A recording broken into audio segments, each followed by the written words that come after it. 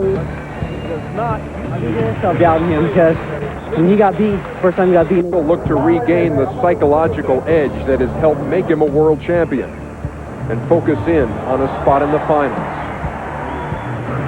And leaving the doubters behind, Michael clocked the best time in the semis and offered this message to those who questioned his state of mind.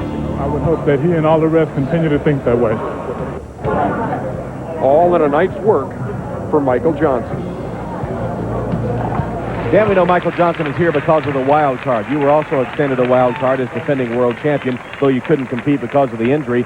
What's your opinion of the wild card concept? It's about time. He stays in his room till late midday, and I think what he needs to do coming into this race is just focus on nothing but his lane and his race. The world record will come if he can do that. Not think about crossing the line, the interviews afterwards, or anything. Just concentrate on the task at hand, 43, 27, or whatever it may be. Well, we've seen Michael Johnson concentrate before. That look of doom as he gets in the starting blocks, and right now he's getting ready for his final in the 400 meters. Will Michael Johnson claim another gold? Rich history. Today, Alan Johnson advanced to the semifinals of the 110-meter hurdles, a step closer to Winston to take flight. Once unbeatable, now running to restore dominance and perhaps a world record. You're watching the World Track and Field Championships on the Superstation, TBS.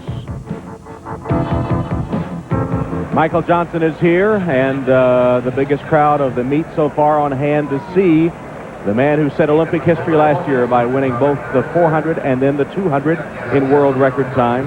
It has been an up-and-down year for him, as you probably know. Injured in that match race with Donovan Bailey, then saw his 58-race winning streak in the 400 ended in Paris. Went back to concentrate on training. In his performance here in Athens, he has been spotty. He looked good. Then he narrowly qualified for the semifinals by easing up and was the 15th of 16 qualifiers to get in based on time.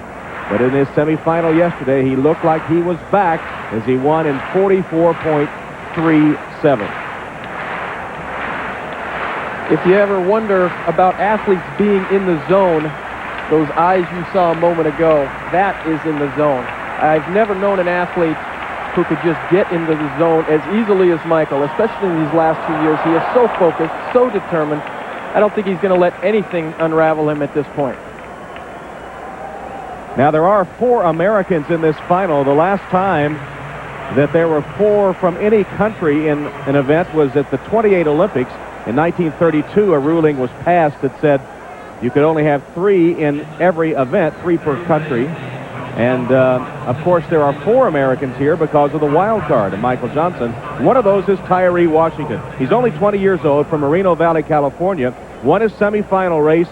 Actually, was he tugging on Superman's cape a little bit when he said he thought Michael Johnson might be having problems? I think he might have been, Tom. The 20-year-old said that he felt that Michael Johnson might be a little self-doubt there because of the way he ran his quarterfinal race, and Michael in the interview simply said, I hope he just continues to think that way. That's not the kind of bulletin board fodder you want for the world champion. It's also kind of a lack of respect, don't you think?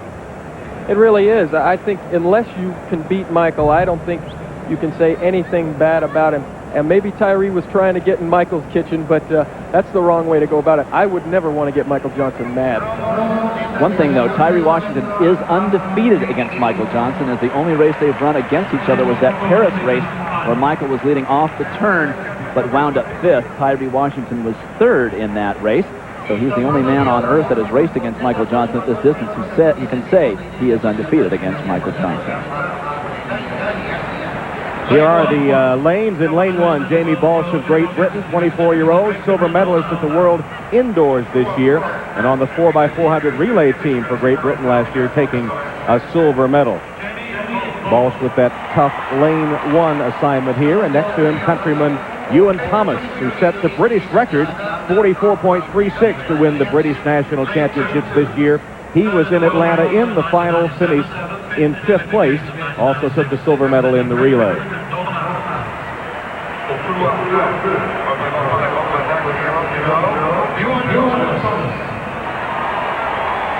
So 2 British runners in lanes 1 and 2, and a total of 3 in this race. Here's Tyree Washington. Had a troubled youth. He was in gangs, and the thing that seemed to turn it around was a football coach. He went to live with his football coach. One of his goals was to make the NFL as a defensive back. The coach told him, unless you straighten yourself out, you'll never make the NFL. And it seemed, as he says, to click in his mind. Got his life straightened out. Here he is at the World Championships racing against a man that is already a legend in track and field, Michael Johnson, just next door in lane 4. Things began to go wrong for him in Toronto in the Donovan Bailey match race, but all the troubles of this year could well be erased with one big victory here at the World Championships. You see those stands full behind him. It's his drawing power that has helped fill the stadium here in Athens tonight. Lane 5 is Mark Richardson from Great Britain, the third Brit in the race.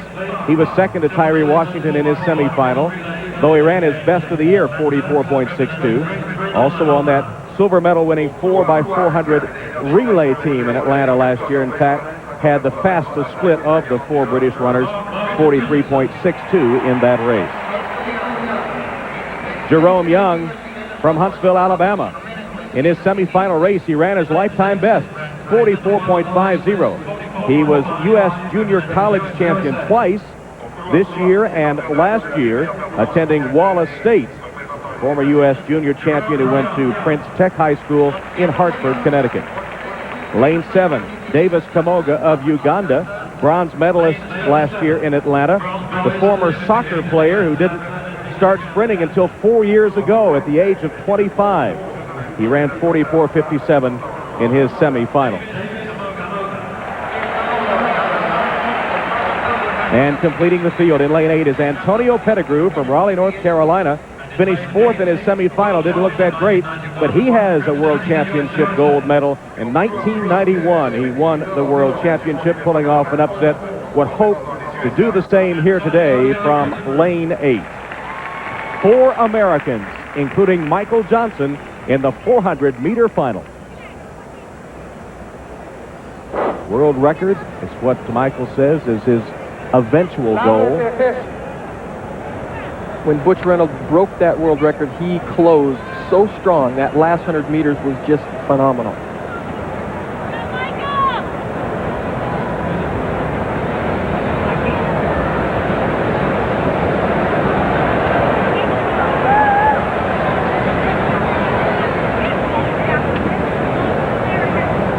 Does the legend continue?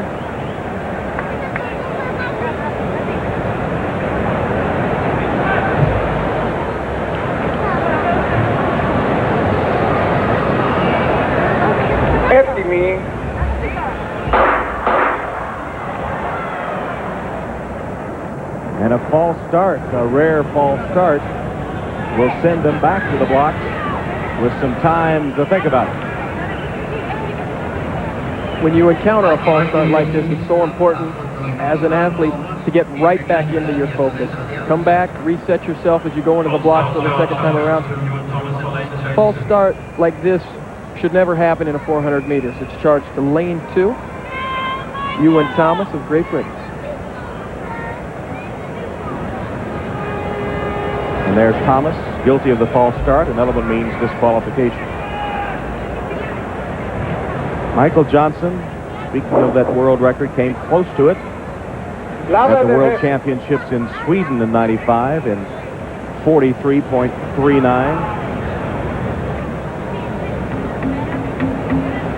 You know, Dan, over the years, I've seen that look on Michael's face a lot of times, and I'm not certain if it's been quite that deep and quite that strong. The game face is definitely on today. I've seen the game face all week long.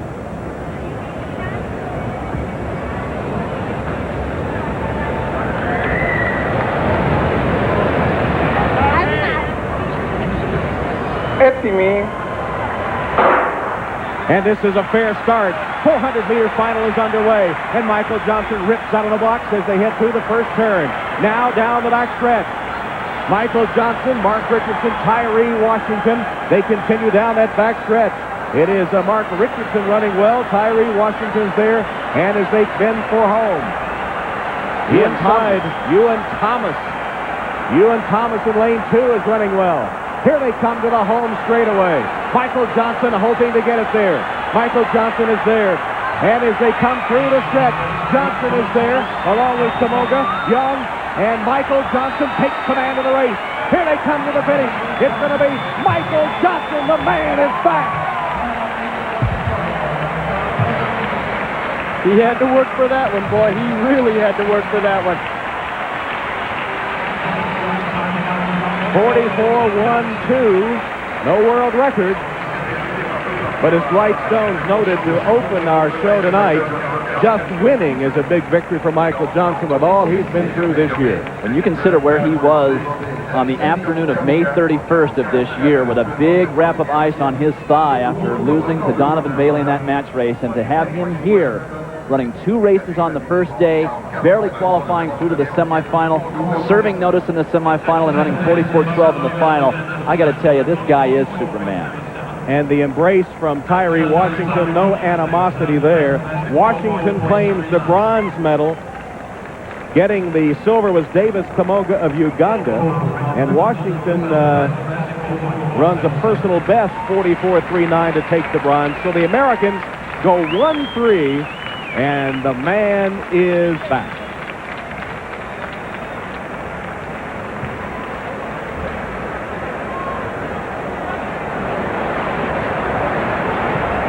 You know, Dan, you were telling me earlier that Coach Clyde Hart said he had to go out in 21 flat to 21.5 for the world record. I think he was thinking win the whole way. He has a nice victory here, but it's the first time he's been over 44 seconds for a championship victory in a long time.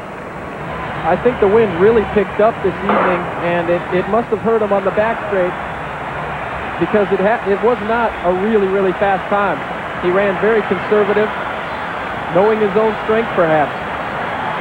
Well, the guy who was getting after it, and we can't see in this picture, is Ewan Thomas, the man with the false start. Down in lane 2, he had made up the stagger on everyone. There he comes into the picture. He had gone out like a crazy person the first 200 meters.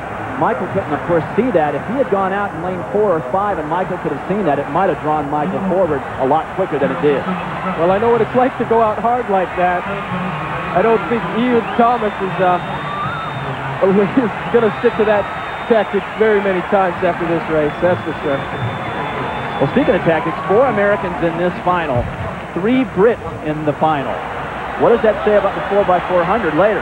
Well, I think it sets up a great 4x4. Roger Black will join the Great Britain runners, and this is possibly going to be the 4x4 team that will see the Americans sent to the line. And I think they have a world record possibility like they always do.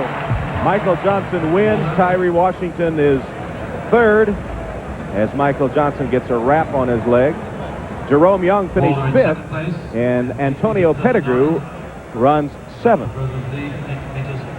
So the Americans 1-3, 5-7. Let's take note that that is not the same quadriceps that Michael hurt during the one-on-one. It was his right quadriceps, so he may just have a little bit of cramping. It's been hot here, and no matter how much you try to hydrate, and Dan, you know this better than anybody, as you take IVs to hydrate, no matter how hard you hydrate in this kind of weather, you're going to cramp, you're going to have that exertion of energy. It takes a toll on you.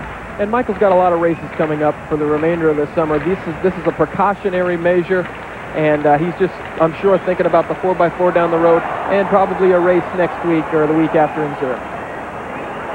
Here are the official results. Michael Johnson, 44.12. Davis Kamoga, the silver. Tyree Washington, the bronze.